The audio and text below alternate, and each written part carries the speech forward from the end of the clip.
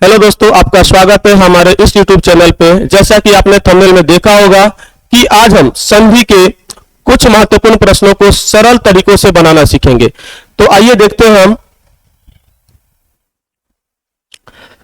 आपके स्क्रीन पर पहला क्वेश्चन है, जगन्नाथ का संधि विच्छेद क्या होगा। यहां पे क्या छूटा है, क्या होगा। चलिए पहले हमको ये जानना होगा जगन्नाथ जो शब्द है ये संधि का कौन सा शब्द है, यानी ये क्या है बाबू, व्यंजन संधि है। जगन्नाथ क्या है, व्यंजन संधि है। व्यंजन संधि, व्यंजन संधि क्यों है तो पहले इसको जान लेते हैं। आपको पता होगा कि व्यंजन वर्ण के साथ अगर व्यंजन वर्ण आता है, व्यंजन वर्ण के साथ अगर व्यंजन वर्ण आता है तो बनता है व्यंजन संधि। क्या बनता है बाबू, व्यंजन संधि। चलिए, यानी व्यंजन वर्णों के मिलने से हमको व्यंजन संधि मिलता है। यहां पर हम देखेंगे जगन्नाथ का संधि विच्छेद क्या होगा, तो जगन्नाथ का संधि विच्छेद होगा जगत जोड़ नाथ। तो जगन्नाथ ही क्यों होगा, यानी जगत जोड़ नाथ ही क्यों होगा, इसको देखते हैं।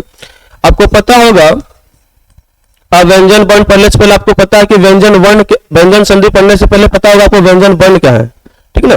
तो व्यंजन वर्ण में आपने देखा होगा कि क, ख, ग, घ और अंग।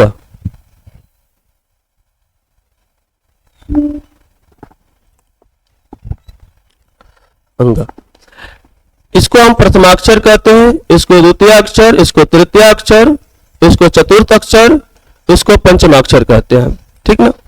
उसी तरह च होता है, च का पंचमा क्या होगा, यह होगा। त का पंचमा क्या होगा, अन होगा।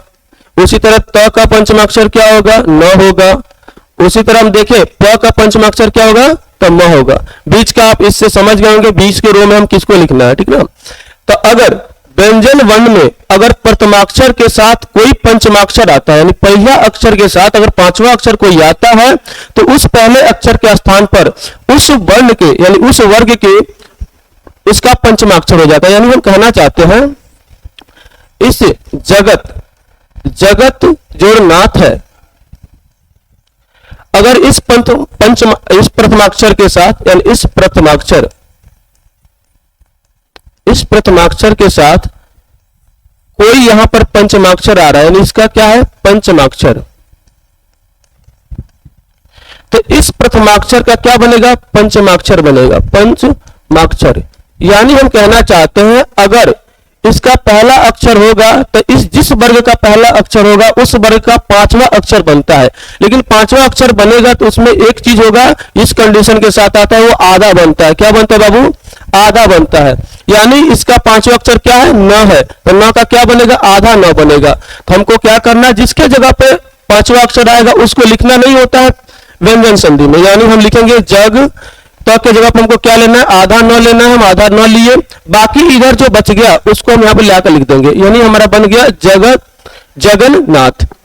इसी तरह आपके सामने एक और क्वेश्चन हम दे देते हैं, उम्मीद होगा कि आपकी समझ में आई होगी। एक क्वेश्चन आप करके दिखाइए, इसका आंसर आप कमेंट बॉक्स में करिएगा। एक क्वेश्चन है आपके सामने, वाक्य जोड़ मैं। चलिए इसका आंसर आप कमेंट बॉक्स में दीजिए। चलिए देखते हैं अगला क्वेश्चन क्या है।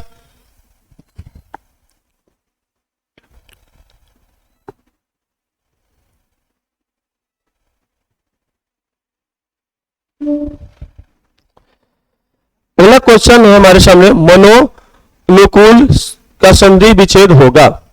मनोनुकूल का संधि विच्छेद होगा। मनोनुकूल का संधि विच्छेद क्या होगा तो हम देखेंगे, मनोनुकूल का संधि विच्छेद होता है मनः जोड़ अनुकूल। क्या होगा बाबू, मनः जोड़ अनुकूल। तो ये जो संधि है, ये संधि है बाबू विसर्ग संधि। क्या है, ये हमारी विसर्ग संधि। आपको विसर्ग संधि पढ़ने से पहले कुछ नियम और कंडीशन को जानना होता है। जब भी विसर्ग संधि हम पढ़ेंगे तो अगर विसर्ग के पहले और विसर्ग के बाद में, यानी विसर्ग के पूर्व और विसर्ग के बाद अगर स्वर वर्ण कोई भी आए, कोई भी स्वर वर्ण आता है तो क्या हो जाता है, उसका ओ हो जाता है। यानी हम कहना चाहते हैं विसर्ग के पूर्व, यानी अगर यहां पर विसर्ग हो, ठीक है ना, विसर्ग के पहले भी क्या हो, अ अ हो, अगर विसर्ग के बाद भी क्या हो, अ हो, तो इस कंडीशन में जो हमारा रूप आता है क्या होता है, ओ हो जाता है। क्या हो जाता है बाबू, ओ हो जाता है। ठीक है, उम्मीद है कि आपको समझ में आ रहा होगा। यानी हम कहना चाहते हैं अगर आपका विसर्ग रहे, क्या रहे, विसर्ग, और विसर्ग के पहले इधर अ रहे और विसर्ग के बाद भी इधर अ रहे, तो इस कंडीशन में इस यहां पर जो हमारा संधि बनेगा तो क्या हो जाता है, ओ को धारण करता है, यानी हमारा क्या बनता है, ओ बनता है। चलिए यहां पे देखते हैं किस कंडीशन में है। मनः जोड़ अनुकूल, मनः जोड़ अनुकूल, यानी यहां पर क्या है, विसर्ग हम आपको पहले ही बताए हैं, अगर विसर्ग रहे और विसर्ग के पहले अ हो तो आप देखिए मन, म न में क्या आता है, अ है, न में क्या छुपा है बाबू, अ छुपा है, तो हमने अ ले लिया और विसर्ग के पहले क्या है, अ है।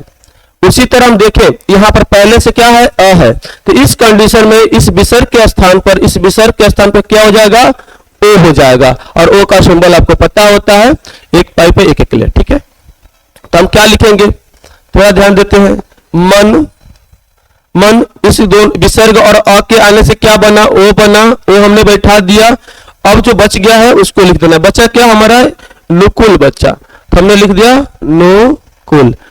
अब आपको लगता है कि समझ में आ रहा होगा, बन गया हमारा क्या, मनोनुकूल। यानी कहने का मतलब सीधे यही है, विसर्ग के पहले अगर अ हो और विसर्ग के बाद भी अ हो तो विसर्ग के स्थान पर हमको ओ लेना पड़ता है। क्या लेना पड़ता है बाबू, ओ लेना पड़ता है। ठीक है, चलिए आगे देखते हैं। एक और क्वेश्चन आपके लिए हम इसमें देते हैं, मनः जोड़ अविराम, इसका बना के आप लोग कमेंट बॉक्स में इसका आंसर दीजिए। मनः जोड़ अविराम, चलिए बाबू इसका आंसर आप कमेंट बॉक्स में दीजिए। उम्मीद है कि आपको ये वाला ट्रिक, ये वाला चीज समझ में आया होगा। आगे हम देखते हैं आगे क्या कह रहा है क्वेश्चन। चलिए, दिगंबर, दिगंबर का संधि विच्छेद बताएं, दिगंबर का संधि विच्छेद बताएं। चलिए इसको देखा जाए, दिगंबर का संधि विच्छेद क्या होगा, दिगंबर का संधि विच्छेद क्या होगा, तो दिक् जोड़ अंबर। क्या होगा बाबू, दिक् जोड़ अंबर। यहां पर हम देखेंगे कहां है, दिक् जोड़ अंबर, ये वाला हमारा होगा।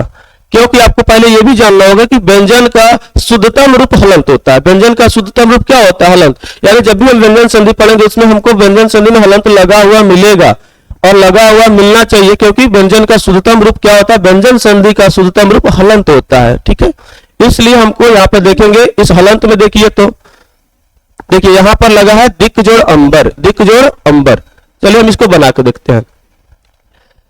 दिक् जोड़ अंबर ही क्या होगा, एक और कंडीशन आपके सामने आया कि भाई बताइए इसको, दिक् जोड़ अंबर, हमने बताया दिक् जोड़ अंबर। चलिए देखते हैं, ये भी क्या है, दिक् जोड़ अंबर, ये भी है आपका व्यंजन संधि। क्या है, व्यंजन संधि। चलिए आगे बढ़ते और समझने की कोशिश करते हैं। अगर यहां पर भी क्या है, व्यंजन वर्ण का प्रथमाक्षर है। चलिए ध्यान दीजिएगा, आपको बताए थे क हो, च हो, त हो, त हो या फिर प हो। इधर आपको पता है कि पंचमाक्षर क्या हो जाएगा, इसका हो जाएगा अंग। इसी तरह आपको करके ला जाएगा म तक। ठीक ना, ये आपको समझ में आया होगा। ये पहला होता है, ये पांचवा होता है। ये व्यंजन संधि यानी व्यंजन वर्ण, अगर व्यंजन के साथ व्यंजन आए उसका पंचमाक्षर आए तो इसके लिए हमने पढ़ा था। अगर व्यंजन के प्रथमाक्षर के साथ कोई स्वर वर्ण आए तब हम क्या करेंगे, ये तो जानना जरूरी है। अगर व्यंजन के साथ कोई भी स्वर वर्ण आता है, यानी अगर इस व्यंजन के साथ अगर कोई स्वर वर्ण आए, अगर हम बोलेंगे व्यंजन के साथ कोई स्वर वर्ण आए तो, स्वर वर्ण आए तो व्यंजन का तृतीय अक्षर बनेगा। कौन सा अक्षर, तृतीय अक्षर, तृतीय अक्षर बनेगा। चलिए थोड़ा ध्यान देते हैं। हम कहना चाहते हैं अगर व्यंजन के साथ कोई भी स्वर वर्ण आ जाए और व्यंजन का यहाँ पर प्रथमाक्षर हो और इधर स्वर वर्ण हो, तो इस प्रथमाक्षर के जगह पर, यानी इस व्यंजन के प्रथमाक्षर के जगह पर इस वर्ग का तृतीय अक्षर होगा, यानी इसका तृतीय अक्षर, इसका तृतीय अक्षर क्या होता है बाबू? क का तीसरा अक्षर क्या होता है? क, ख और ग, और यहाँ पे घ और अंग। इसका तीसरा क्या है? ग है। इसका तीसरा क्या है बाबू? ग है। तो स्वर बन आता है, तो स्वर बन आता है तो हम इसका क्या करेंगे? स्वर बन आएगा तो इसका तीसरा बनेगा, तो तीसरा जब भी बनता है तो तीसरा क्या बनता है? एकदम से पूरा बनेगा, ना कि आधा बनेगा। इसका ग जो बनेगा वो पूरा ग बनेगा बाबू, आधा नहीं बनाना है। अगर इसके जगह पर अगर यहाँ पे कोई व्यंजन रहता, पांचवा अक्षर छोड़ के यानी पंचमाक्षर छोड़ के अगर कोई भी व्यंजन रहता तो हम इसका तृतीय बनाते, लेकिन आधा बनाते। क्या बनाते? आधा बनाते। चलिए हम देखते हैं। यानी हमने यहाँ पे लिखा क्या? अ आ गया, क के जगह पर क के साथ अगर अ आए तो ये दोनों का काम यहाँ पे खत्म हो चुका। हम क के जगह पे क्या लेंगे? ग लेंगे। जो इधर बच गया उसको हम यहाँ पर बैठा देंगे, यानी हमारा बन गया दिगंबर। कोई दिक्कत यहाँ तक? उम्मीद है कि आपको समझ में आई होगी। चलिए नेक्स्ट क्वेश्चन देखते हैं।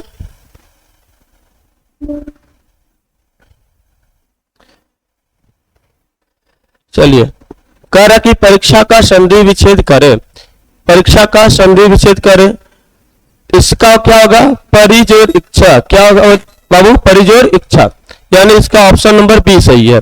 क्यों सही है? तो आपको पता होगा कि छोटी ई और छोटी ई मिलती है। पहले ये जान लेते हैं परीक्षा की कौन सी संधि है? स्वर संधि है। क्या है बाबू? यह है स्वर संधि।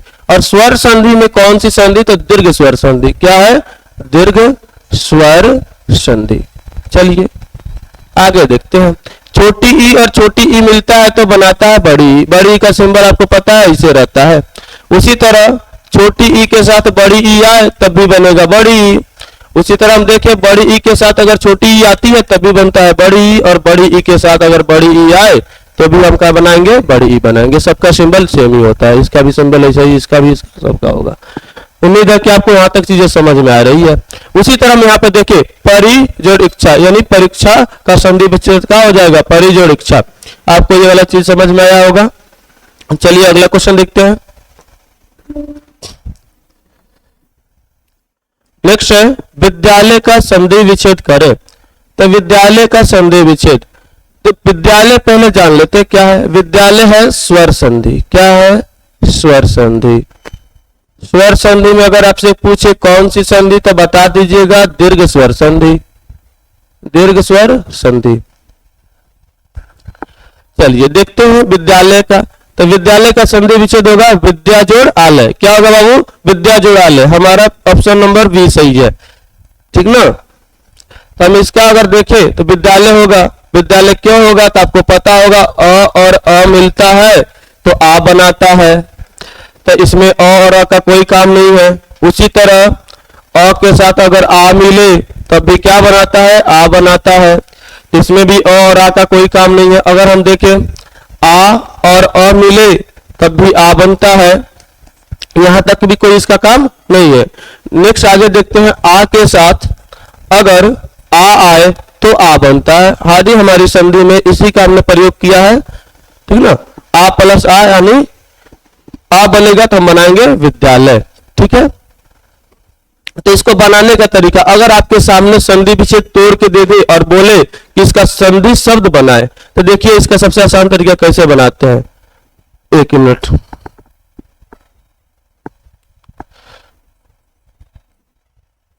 विद्या जोड़ आलय। देखिए हमने बताया अगर आ के साथ आ आए तो क्या बनेगा? आ पाई का मतलब क्या होता है? एक आ होता है। यहाँ पे पहले से आ है, हमने आ डाल दिया। इन दोनों के मिलने से क्या बनता है? आ बनता है। आपको पता है आ का मतलब क्या होता है? एक पाई होता है। जिसके साथ आप मिलान कर रहे हैं उसको काट दीजिए। आ के साथ मिलान किए, इसको काट दिया। इसके पाई के साथ किए, इसको काट दिया। हमारा पास बचा क्या? वृद्ध बचा। इसको यहाँ पे लाके बैठा दो। यहाँ पे बच गया, बैठ गया।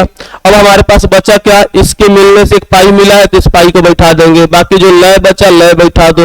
एकदम आसान तरीका है बनाने का। समझ में आया? चलिए नेक्स्ट क्वेश्चन को देखते हैं।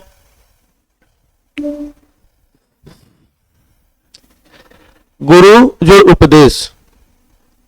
नेक्स्ट है हमारा क्वेश्चन गुरु जोड़ उपदेश। चलिए इसको देखते हैं। ये भी हमारा स्वर संधि का ही क्वेश्चन है। क्या है? ये भी स्वर संधि है। तो ये भी स्वर संधि का दीर्घ स्वर संधि है, ठीक ना। ये भी है क्या? दीर्घ स्वर संधि।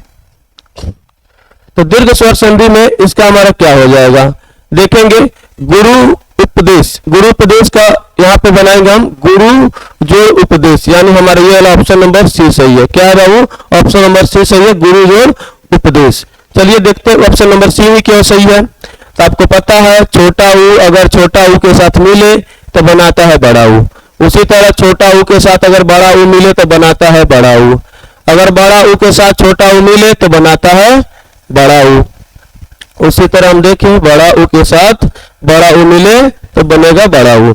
ये सबका सिंबल आपको पता होगा, सबका सिंबल ऐसे रहता है। ठीक, यहाँ पर हम देखेंगे कि गुरु उपदेश हमने क्यों दिया, तो इसके छोटे ऊ के साथ इस छोटे ऊ का क्या हुआ है, मेल हुआ है, और मेल से क्या बन गया हमारा, इस बड़ा ऊ का निर्माण हुआ, तो इस गुरु उपदेश में बड़ा ऊ का प्रयोग किया जाता है। ठीक ना, तो इसको देखेंगे गुरु जोड़ उपदेश। देखिए कि इसको कैसे बनाया जाता है। हमने बोला छोटा ऊ और छोटा ऊ के साथ अगर छोटा ऊ और छोटा ऊ के आए तो क्या बनेगा, बड़ा ऊ बनेगा। यहाँ पर छोटा ऊ पहले से, इसका मतलब क्या होता है, छोटा ऊ होता है, यहाँ पे छोटा ऊ लेंगे, दोनों मिलेगा, बनेगा क्या, बड़ा ऊ। इसका सिंबल आपको पता है। जो मिलता है उसको क्या करते हैं अपन, काट देते हैं। जो बच गया हम लिखेंगे क्या बचा, गुरु बचा, गुरु लिख दिया यहाँ पर। इसके आगे हम देखेंगे क्या होगा हमारा, बड़ा ऊ बैठाएंगे, अब हम लिख देंगे जो बच गया हमारा प्रदेश। चलिए, उम्मीद है कि आपको ये चीजें समझ आ रही होंगी। ये क्या है, इसका ये जो नियम है, यानी बड़ा ऊ बनाने का नियम है, इसको आप नोट कर सकते हैं।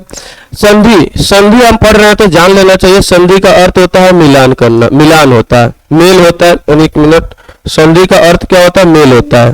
ठीक ना, चलिए अगला क्वेश्चन देखते हैं। मिनट रुक जाइए। चलिए नेक्स्ट क्वेश्चन क्या है, हताहत, हताहत का संधि विच्छेद करे।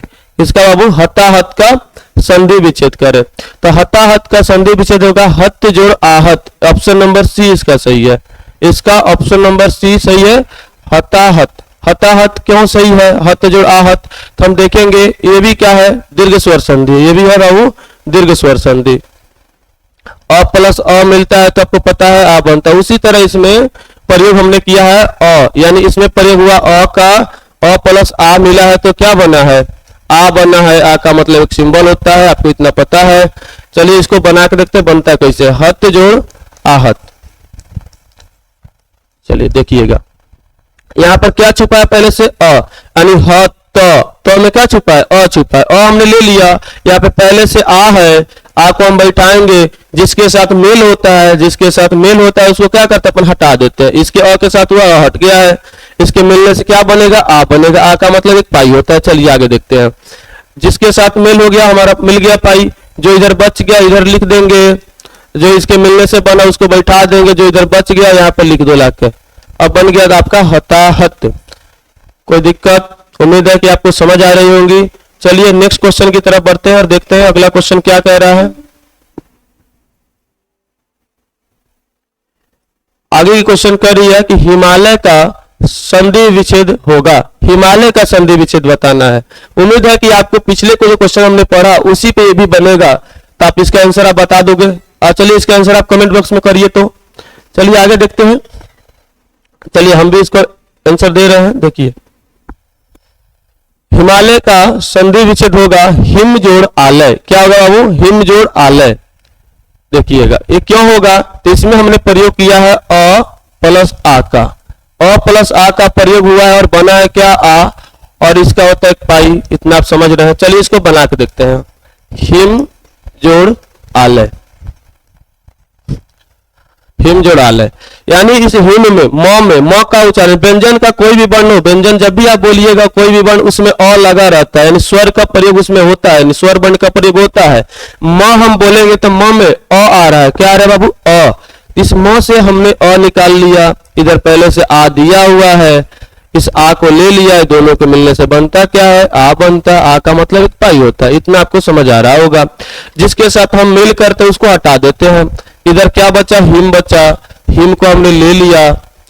अब इसके इधर तो आ है नहीं, आ लेंगे नहीं, इनके मिलने से एक पाई बना है, पाई लिख देते हैं, जो बच गया उसको ले लो यहाँ पर। चलिए देखिए आसान तरीका है ना एकदम, संधि का सबसे आसान तरीका है। उम्मीद है आपको समझ में आ रही होंगी। चलिए आगे देखते हैं। नेक्स्ट क्वेश्चन क्या कह रहा है? महर्षि। महर्षि का संधि विच्छेद होगा। थोड़ा यहां पर आपको समझने की कोशिश करिएगा, ये इंपॉर्टेंट क्वेश्चन रहता है, हर एग्जाम बोर्ड में पूछते रहता है। महर्षि का संधि विच्छेद। तो महर्षि का संधि विच्छेद हम करेंगे, देखेंगे। इसका संधि विच्छेद होगा महाजोड़ ऋषि, यानी ऑप्शन नंबर बी सही होगा। अब चलिए देखते हैं ऑप्शन नंबर बी ही क्यों सही होगा। तो ऑप्शन नंबर बी सही होने का कारण क्या है?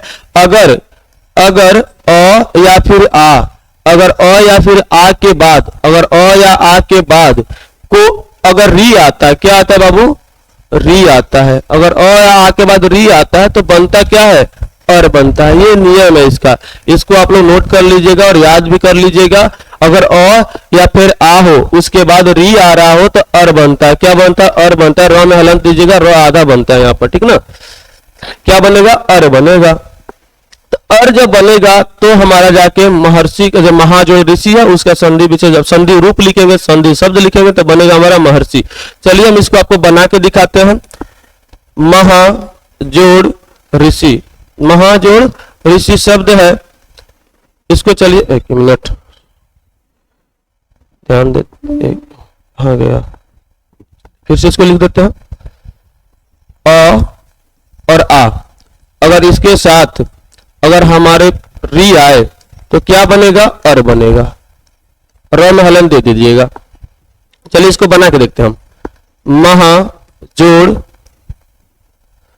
ऋषि, यहां पे र छूट गया है, नंबर बी सही है, यहाँ पे ऐसे रहा है, ठीक ना। अब देखते हैं क्यों ऐसा बना है, उसको देखा जाए। नहीं नहीं नहीं, ये नहीं रहेगा, ये भी नहीं रहेगा। चलिए देखते हैं। आते हैं, महाजोड़ ऋषि है तो यहां पर क्या है? आ है। आ के बाद क्या दे दिया हमारा? री दे दिया। री दे दिया तो क्या बनेगा? और बनेगा, ठीक है। और बनेगा, र में हलंत रहेगा, ठीक है। और बनेगा, और में क्या रहेगा? र में हलंत रहेगा। यानी इसके और इसके, यानी री और आ के मिलने से क्या बना? हमारा अर बना। जिसके मेल से जो बनता है, यानी जिसके मेल से बनना है उसको हटा देना है। यानी हम पाई को हटा दिए, री को हटा दिए, ठीक है। इतना हमने किया। अब हमारा क्या पास क्या बचा? मह बचा। मह बचा, मह बच गया तो हमारे पास बचा क्या है? ये सी बचा। इसको हम यहाँ पे बैठा ले रहे हैं, ठीक ना। अब आपके पास ये अ बच रहा है तो बताइए ह में हम अ तो लिखेंगे नहीं, क्योंकि ह में अ पहले से है इंक्लूड छुपा हुआ है। लेकिन हमारे पास एक छोटा र बच रहा है, आधा र, तो आधा र को हम यहाँ पे बैठा सकते हैं, महर्षि हो गया। या फिर अगर हम देखें तो अगर आप ऐसे भी ऐसे लिखेंगे महा, फिर इसमें हलन देंगे, सी लिखेंगे तो सही नहीं लग रहा है, तो हम क्या कर देंगे? इस आधा र को ऊपर बैठा देंगे, हम लिख देंगे महर्षि, ठीक है। उम्मीद है आपको समझ में आई होंगी। चलिए आगे देखते हैं। चलिए एक क्वेश्चन आप बना के दिखाइए। देवजोड़ ऋषि, देवजोड़ ऋषि। चलिए इसका क्वेश्चन आप कमेंट बॉक्स में करिएगा। चलिए आगे बढ़ते हैं।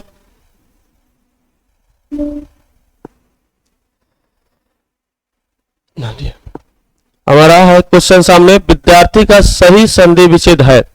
तो विद्यार्थी का सही संधि विच्छेद क्या आ जाएगा? विद्या जोड़ अर्थी। तो विद्या जोड़ अर्थी होगा तो इसका ऑप्शन नंबर ए सही है। इसमें कौन सा नियम प्रयोग हुआ है? स्वर संधि का, दीर्घ स्वर संधि का। तो अ यानी आ प्लस अ का प्रयोग हुआ है, तो अब क्या बना है? आ बना है। चलिए तो हम इसको बना के देख लेते हैं। दिया है हमारा विद्या जोड़ अर्थी, विद्या जोड़ अर्थी।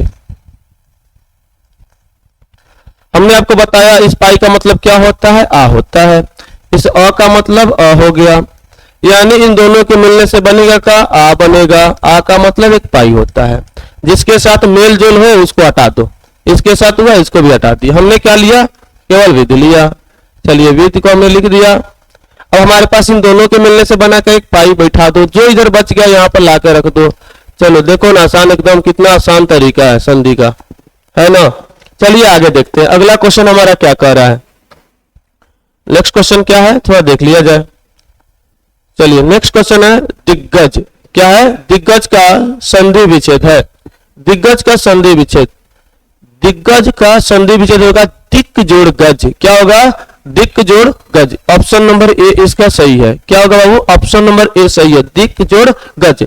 और दिग्गज दिक् जोड़ गज ही क्या होगा इसको जान ले। तो यहाँ पर आप देखिएगा ध्यान से कि यहाँ पर भी व्यंजन वर्ण का प्रथमाक्षर आ रहा है। इस प्रथमाक्षर के साथ व्यंजन वर्ण आ रहा है, लेकिन व्यंजन वर्ण आ रहा है लेकिन व्यंजन वर्ण का पंचमाक्षर नहीं है, व्यंजन वर्ण का तृतीय अक्षर है। अगर व्यंजन वर्ण का पंचमाक्षर आए तो हम इसके प्रथमाक्षर का पंचमाक्षर लिखेंगे। अगर इसका व्यंजन वर्ण के यानी व्यंजन वर्ण के प्रथमाक्षर के साथ अगर पंचमाक्षर न आके दूसरा कोई व्यंजन वर्ण आए तो इस पंचमाक्षर का इस प्रथमाक्षर का हम क्या करेंगे?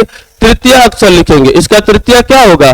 ग होगा, लेकिन ग लिखेंगे तो उसका ग को क्या करेंगे? आधा लिखेंगे। क्या लिखेंगे बाबू? ग का आधा लिखेंगे। यानी हम कहना चाहते हैं अगर प्रथमाक्षर के साथ पंचमाक्षर को छोड़कर अन्य कोई भी व्यंजन आए, अन्य कोई भी व्यंजन वर्ण है, जैसे इसमें ग आया है, तो इस प्रथमाक्षर के स्थान पर इस प्रथमाक्षर इस प्रथमाक्षर के स्थान पर